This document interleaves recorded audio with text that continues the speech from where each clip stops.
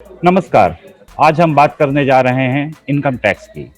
जी हाँ, वही रकम जो हम अपने इनकम से हर साल सरकार को टैक्स के रूप में देते हैं।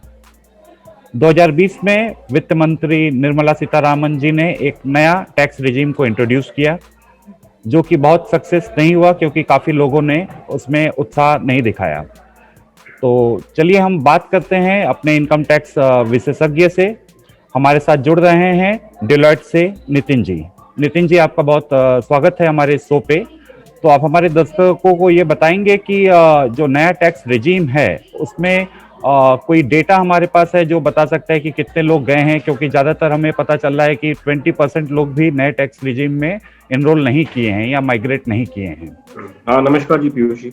नहीं, आपकी बात बिल्कुल ठीक है। डेटा तो एक्चुअली अवेलेबल है नहीं अभी इस समय, क्योंकि 20-21 की रिटर्न जो है वो अभी फाइल होंगी 31 जुलाई तक, अगले साल जी जी जी 31 जुलाई तक। तो इसलिए डेटा अभी तक अवेलेबल है नहीं। और उसके अंदर एक प्रोविजन था जिसके अंदर कह रहे थे आपको अगर चेंज करना है from old regime to new regime और वाइस वर्सा, वो आप रिटर्न फाइल करने के समय भी कर सकते हैं। लेकिन आपको जब एम्प्लॉयर को बताना है तो आपको इमीडिएटली बताना है, लेकिन रिटर्न फाइल करने के साथ आप वो चेंज कर सकते हैं। लेकिन ये 31 जुलाई तक होना है, तो इसलिए अभी समय है उसमें। लेकिन आपकी बात बिल्कुल ठीक है। जहां तक हमारी इंफॉर्मेशन है, जहां तक हमने देखा है, ज्यादातर लोगों ने ओल्ड रेजिम के अंदर ही कंटिन्यू किया, क्योंकि न्यू रेजिम जो है उसके अंदर ज्यादातर डिडक्शंस, एग्जेम्पशंस, बेनिफिट्स वो सब चले गए हैं। उसके अंदर स्लैब रेट्स चेंज किए हैं, बस टैक्स रेट को कम किया है 15 लाख तक। 15 लाख के ऊपर 30% ही है। लेकिन जो एग्जेम्पशंस, बेनिफिट्स हैं वो सारे चले गए हैं। इस वजह से लोगों को जो एचआरए बेनिफिट या एलटीए बेनिफिट या फिर चैप्टर 6 से जो इसमें 80C 80D होता है, वो सब उनको नहीं मिलेंगे। और सबसे इंपॉर्टेंट है, जो उन्होंने नई चीज 2018 या 2017 में स्टैंडर्ड डिडक्शन इंट्रोड्यूस की थी, वो भी चली जाएगी। जी सर, तो क्या ऐसा बोला जा सकता है जो नया रिजीम है ये मिलेनियल्स या यूथ को फोकस करके बनाया गया है, जिसमें कि यूथ का ऐसा मानना होता है कि ज़्यादातर उनको फोर्स सेविंग नहीं चाहिए होती है, कि ज़्यादा से ज़्यादा उनके सैलरी का ज़्यादा से ज़्यादा पैसा उनके हाथ में मिले, ऐसा कहा जा सकता है?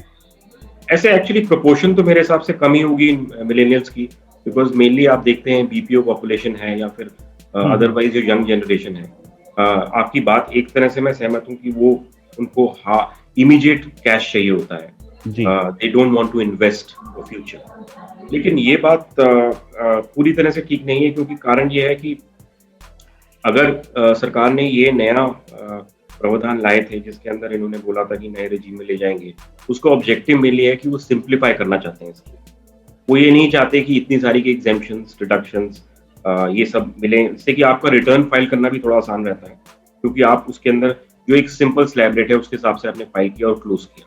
और जो अगर आप डिडक्शंस ले रहे हैं, एग्जेम्पशंस ले रहे हैं, वो सब चीजें रिटर्न के अंदर आती हैं। बट हाँ, एक तरह से आप जो पॉइंट बोलना चाह रहे हैं मिलेनियल्स के लिए, तो कहीं ना कहीं सरकार ने ये भी सोचा होगा कि जो नई पीढ़ी आ रही है उनके लिए ये बहुत जरूरी है, और उनके लिए सिंप्लीफाई करो, ज्यादा चीजें मत लाओ। नहीं सर, लेकिन सरकार का ऑब्जेक्टिव जो है एक सिंप्लीफाइड टैक्स स्ट्रक्चर, जिसमें कि डिडक्शन, एग्जेम्पशन कुछ भी नहीं रहेगा और टैक्स रेट भी कम होगा, बट लोग इसमें स्विच ओवर नहीं कर रहे हैं। तो आपके हिसाब से ऐसा सरकार को क्या करना चाहिए कि people should move to the new tax regime?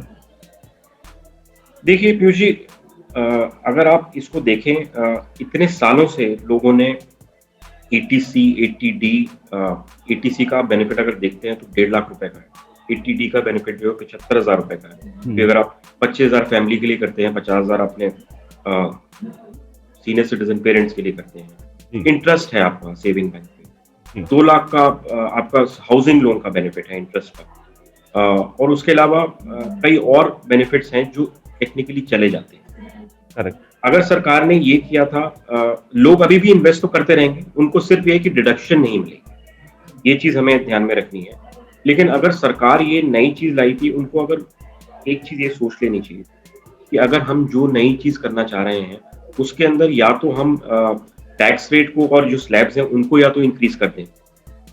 अगर स्लैब रेट्स थोड़े से इंक्रीज कर दिए जाएं, जो आज की तारीख में, या तो आप 10 लाख तक एक सिंपल स्लैब रेट रखिए और उसके ऊपर रखिए, तो एटलीस्ट आपके हाथ में कैश ज्यादा आएगा। स्टैंडर्ड डिडक्शन है वो मेरे हिसाब से स्टैंडर्ड डिडक्शन को इंक्रीज कर देना चाहिए। अगर आप चाहते हैं कि एटीसी और एटीडी के बेनिफिट्स ना मिले और लोग एचआरए और एलटीए के बेनिफिट्स ना लें क्योंकि वो कॉम्प्लिकेटेड हो जाता है, तो उसकी जगह एटलीस्ट आप इन स्लैब रेट्स को इंक्रीज करिए और सबके लिए स्टैंडर्ड डिडक्शन लाइए। तो कहीं ना कहीं आपके हाथ में जो पैसा है वो ज्यादा आएगा और ये नई जनरेशन को भी खुशी होगी इसके अंदर क्योंकि उनको बेनिफिट भी मिलेगा। तो इसके अंदर पूरी पॉपुलेशन कवर हो जाती है। जी सर, तो आप हमारे दर्शकों को ये बताएंगे कि जो पुराना टैक्स रिजीम है, इसमें यदि कोई आदमी यदि हाईएस्ट टैक्स ब्रैकेट में है और वो पूरा डिडक्शंस और एग्जेम्पशंस को क्लेम करता है, तो उसके हाथ में कितना पैसा ज्यादा आता है compare to switching to the new tax regime, या उसको कितना नुकसान होता है यदि नए टैक्स रिजीम में जाता है? तो पीयूष जी, नए टैक्स रिजीम के अंदर जैसे मैंने अभी आपको बताया था, जो बड़े बेनिफिट्स हैं, 1.5 लाख रुपए का बेनिफिट एटीसी का, एटीसी वो चला जाता है। 75,000 रुपए आपका एटीडी का चला जाता है जी। Interest on saving bank interest, वो तो बहुत दुनिया के पास है, वो 10,000 का उसका प्रावधान है, वो चला जाएगा। उसके अलावा आपका एक एनपीएस स्कीम जो है जिसके अंदर एम्प्लॉय की कॉन्ट्रीब्यूशन होती है 50,000 रुपए की, वो भी चली जाएगी। और 2 लाख रुपए का हाउसिंग लोन का आपका इंटरेस्ट का बेनिफिट चलेगा। इसके अलावा जो लार्जर पॉपुलेशन है और उनको जो सैलरी मिल रही है उसके अंदर एक हाउस रेंट अलाउंस का और एक एलटीए का बेनिफिट होता है। करेक्ट। और वो दोनों भी टेक्निकली चले जाते हैं। तो आप अगर सिर्फ डिडक्शंस को ही देखते हैं तो ऑलमोस्ट 5 लाख से ऊपर की डिडक्शन अगर आप सब क्लेम करते हैं वो चली जाती है। एक सिर्फ इन्होंने एनपीएस की जो स्कीम थी जिसके अंदर एम्प्लॉयर का कॉन्ट्रीब्यूशन है, एम्प्लॉय का नहीं एम्प्लॉयर का, वो पोर्शन अवेलेबल है, बाकी सब आपके डिडक्शंस चले जाते हैं। तो अगर आप एचआरए का तो कोई ऊपर अपर लिमिट है ही नहीं, उसके अंदर जो इनकम टैक्स एक्ट है उसके अंदर 3 प्रोविजन डाले हैं बेस्ड ऑन विच जो आपकी लीस्ट एग्जेम्पशन होती है, जो लीस्ट अमाउंट होता है उसको हम एग्जेम्प्ट करते हैं। और एलटीए के अंदर जितना आप खर्चा करते हैं अपना प्लेन से या फिर कार से या फिर ट्रेन से, वो आपको मिलता है। तो मोटा मोटा अगर आप देखा जाए तो एक 15-1 लाख रुपए तक का आपका बेनिफिट कहीं ना कहीं मिल जाता था एक नॉर्मल इंसान। I think that totally goes away. 15 lakh का बेनिफिट चला जाता है। और अगर मैं आपको सिर्फ एक अप्रोक्सीमेट नंबर दे रहा हूं, जैसे मैंने आपसे कहा 5 लाख रुपए तक का तो आपका डिडक्शन ही चले जाते हैं। और एचआरए के बेनिफिट्स हैं, क्योंकि अगर आप रह रहे हैं, आपका 40-50 हजार 60,000 रुपए का रेंट भी दे रहे हैं तो वो आपका बेनिफिट जाता है। एलटीए अगर आप ट्रैवल करते हैं, वो तो खैर 2 बार होता है इन ब्लॉक ऑफ 4 कैलेंडर ईयर, तो वो भी अगर 4-5 लाख रुपए का आपका उसका वो खर्चा था, तो वो मैंने एक अप्रोक्सीमेट नंबर दिया है। सर, तो चलिए हम बात करते हैं अब आने वाले यूनियन बजट में आम आदमी या सैलरीड मिडिल क्लास का क्या एक्सपेक्टेशंस है बजट से।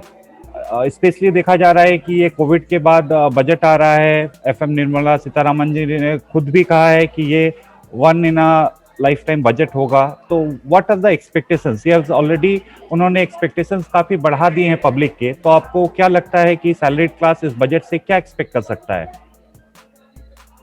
आप सही कह रहे हैं बिल्कुल, क्योंकि एक्सपेक्टेशंस तो हैं काफी लोगों की। क्या नया आएगा? अगर देखा जाए तो लास्ट ईयर ही चेंजेस तो करे हैं स्लैब रेट्स के अंदर, जैसे बताया आपको, न्यू रेजिम में लाके, तो वो चेंज तो ऑलरेडी हो गया है। लेकिन जब वो हुआ है उसके बाद ही ये कोविड-19 का इम्पैक्ट आया, उससे ओवरऑल इम्पैक्ट है इकोनॉमी पे। इकोनॉमी रिवाइव होनी शुरू हो गई है और आगे उसको इम्प्रूव ही करना है। बहुत ज़रूरी है कि हमारे को एज अ नेशन कहीं ना कहीं पे एफडीआई इंक्रीज करना बहुत ज़रूरी है, क्योंकि एफडीआई तो इंक्रीज होगा तभी हमारे लिए अच्छा है। FDI is one thing. उसके अलावा मेक इन इंडिया जो जो प्रोपोजिशन लाए थे, उसको हमें बहुत स्ट्रांगली आगे लेके जाना है, क्योंकि किसी तरह से मैन्युफैक्चरिंग हब्स अगर इंडिया में बनेंगे तो उससे ही हमारी इकोनॉमी रिवाइव हो सकती है। तो एक तरह से अगर हम टैक्स कलेक्ट करना चाहते हैं आम जनता से, तो वो तो एक जरूरी जरिया है, वो तो हमें लेना ही पड़ता है। लेकिन सिर्फ उसको बढ़ा के और हमें इकोनॉमी रिवाइव करनी, तो वो फायदा नहीं होगा, क्योंकि कहीं ना कहीं पे अगर हम टैक्स बढ़ाते हैं तो परचेजिंग पावर लोगों के हाथ में कम होती है, और अगर परचेजिंग पावर कम होगी तो इकोनॉमी का रिवाइवल थोड़ा कम हो जाता है। तो कहीं ना कहीं पे आम आदमी ये सोचेंगे कि जो हम एटीसी के बेनिफिट्स पहले दे रहे थे, वो 1.5 लाख का अमाउंट बहुत सालों से चले आ रहा है, उस अमाउंट को कहीं ना कहीं पे इंक्रीज करना बहुत जरूरी है। क्योंकि लोग कहीं ना कहीं पे तो सेव करना चाहेंगे ही। आपको ऐसे कुछ बजट पहले ये जो इंट्रोड्यूस किया था इक्विटी में जो इन्वेस्ट करना है आप, वो 1 लाख रुपए तक का उसके बाद जो है वो टैक्सेबल है। तो स्टॉक मार्केट ऊपर गया हुआ है, तो कहीं ना कहीं पे अगर उसको हमें और आगे लेके जाना है तो ये 1 लाख का जो लिमिट डाला तो उसको या तो इंक्रीज करके 2 लाख भी कर सकते हैं। एक वो, और वो सबको ही फायदा होगा, उसमें इकोनॉमी के लिए बूस्ट भी है। और जो एलटीए की स्कीम है, वो प्रेस रिलीज तो आई थी, सेंट्रल गवर्नमेंट एम्प्लॉयज के लिए तो वो बेनिफिट ऑलरेडी आ गया है, लेकिन जो प्राइवेट सेक्टर एम्प्लॉयज हैं उनके लिए वो अभी तक नहीं आया, प्रेस रिलीज आई थी। तो कहीं ना कहीं उसको हमें वो स्कीम को लॉ में डालना पड़ेगा, क्योंकि वो बहुत क्लियरली कहता है कि अगर आप गुड्स एंड सर्विसेज लेते हैं 3 times of the fare of what you would be incurring, तो उसका आपको बेनिफिट मिल सकता है। तो कहीं ना कहीं पे इस चीज को हमारे को लेके आना पड़ेगा। इस तरह से कई और 80D मेरे हिसाब से बहुत जरूरी है, क्योंकि अभी वो 75,000 पे है, लेकिन गिवन द कोविड सिचुएशन, आपने देखा है क्या सिचुएशन हुई है, और ये अभी फ्यूचर में वैक्सीनेशन है और बहुत चीजें चलेंगी अभी, तो कहीं ना कहीं पे इस नंबर को हमें इंक्रीज करना, और ये जो सीनियर सिटीजन लोग हैं उन लोगों को भी इसका इम्पैक्ट है, तो ये कहीं ना कहीं पे इस अमाउंट को 1 लाख रुपए तक लेके जाना चाहिए। जी, तो क्या हम ऐसा एक्सपेक्ट कर सकते हैं कि अभी जैसे कि कोविड वैक्सीन अभी रोल आउट हो रहा है, मार्च में सभी को लगना चालू हो जाएगा, तो एक वैक्सीन का एवरेज प्राइस अगर हम लेते हैं, 2 शॉट्स लेना पड़ता है, 1000 का 1 शॉट होता है, तो 2 शॉट्स का 2000 होता है। एक फैमिली में समझिए यदि एवरेज 5 इंडिविजुअल्स हैं तो 10,000 रुपया एक कोविड वैक्सीनेशन का खर्चा पर फैमिली आता है। तो क्या सरकार को ये जो खर्चा आ रहा है इसको भी एग्जेम्प्ट कर देना चाहिए टैक्स के लिए? पीयूष जी, अगर हम ये मेरा बड़ा पर्सनल ओपिनियन है, क्योंकि कहीं ना कहीं पे सरकार को भी अगर इस तरह की हमारे को रियायत दी जा रही है, इस तरह के बेनिफिट दिए जा रहे हैं, तो कहीं ना कहीं पे वो, मुझे लगता है इसको रिकवर करने के लिए कहीं ना कहीं पे कोविड सेस लग सकता है। कोविड सेस को कहीं ना कहीं पे सरकार को इतना एक्सपेंडिचर इनकर हो रहा है, वैक्सीन बन रही है, वैक्सीन बाहर भी जा रही है, which is a big thing, because if India and this is a lot of great thing happening from the government side, कि इतना बाहर हमारा वैक्सीन को एक्सेप्ट करा जा रहा है, तो इतना जो खर्चा हो रहा है वो रिकवर होगा कोविड सेस के थ्रू, ये एक्सपेक्टेशन है। अगर हम एक तरह से ये कह रहे हैं कि स्लैब रेट्स को बेनिफिट देना चाहते हैं, तो सरकार हर तरफ से they don't want to be hit from both sides, तो इस तरह से अगर वो बेनिफिट देना चाहेंगे तो कोविड सेस भी लगेगा। वो एक ज्यादा नंबर नहीं होगा, बट अगर हम पूरी प्रोपोर्शन ओवरऑल पॉपुलेशन में देखते हैं तो उससे एटलीस्ट हमारी रिकवरी हो जाती है। तो ये तो वही बात हुआ कि आपने एक तरफ एक हाथ से दिया और दूसरे हाथ से ले लिया। आप बहुत से बहुत करेंगे, एक्सपेक्ट करेंगे, तो जो 2.5 लाख तक टैक्स फ्री सैलरी है उसको टैक्स फ्री आप 5 लाख तक कर देंगे, और वहीं पे दूसरी तरफ आप कोविड सेस लगा के वही पैसा रिकवर कर लेंगे, तो इससे तो फिर आम जनता को कुछ मिला ही नहीं। देखिए, आम जनता को अगर हम स्लैब रेट को चेंज करेंगे तो आम जनता को वो तो मिलेगा। अगर आप स्लैब रेट इंक्रीज करते हैं और कोविड सेस लगाते हैं, वो ज्यादा अमाउंट, बड़ा अमाउंट नहीं होगा, तो ओवरऑल जो आपको बेनिफिट मिलेगा वो फिर भी ज्यादा होगा। और जैसे मैंने कहा 80C 80D और ये 2 लाख का हाउसिंग लोन का जो बेनिफिट है, अगर इसको ये जारी रखते हैं न्यू रेजिम के अंदर भी, तो ये कहीं ना कहीं पे आपका फायदा होगा इसका। तो ये एक तरह से अगर आप ले रहे हैं तो ले कम रहे, दे ज्यादा रहे। ओके, तो सर क्या ऐसा नहीं हो सकता है कि जैसा कि सुनने में आ रहा है कि सरकार besides Covid cess which can be a broad based thing across the board सबकी तरफ लगाए, एक वेल्थ टैक्स का भी बात हो रहा है to tax the rich individuals, जिनके पास ज्यादा पैसा है उनको टैक्स कीजिए और उनसे आप अपना जो भी आपके पास फंड्स की शॉर्टेज है उसकी भरपाई करिए, और आम जनता और गरीब जनता को टैक्स की तरह रिबेट दीजिए। क्योंकि वेल्थ टैक्स तो खैर चला गया है, और उसको वापस लाना, एक जो चीज अबॉलिश हो गई है उसको लाना, फिर सरकार मेरे ख्याल से वो नहीं करना चाहिए, क्योंकि फिर उस तरह से अगर देखा जाए चीजें बढ़ती हैं और मोर नए प्रोविजंस आते हैं, उससे कॉम्प्लिकेट ही होती है।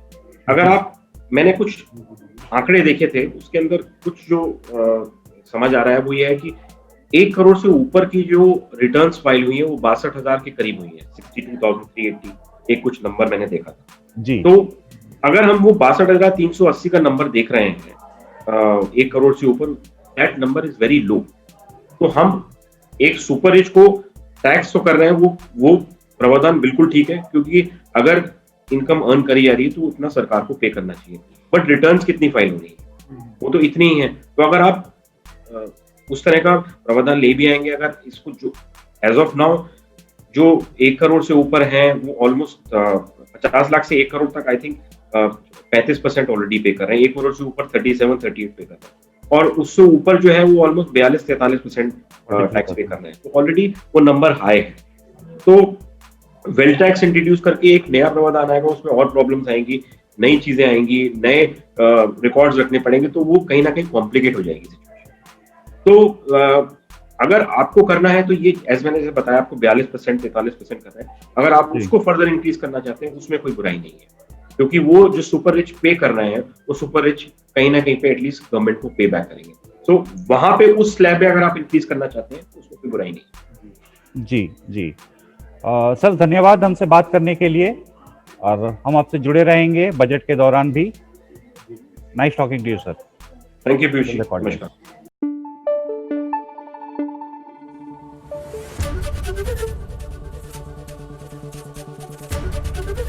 एबीपी न्यूज आपको रखे आगे।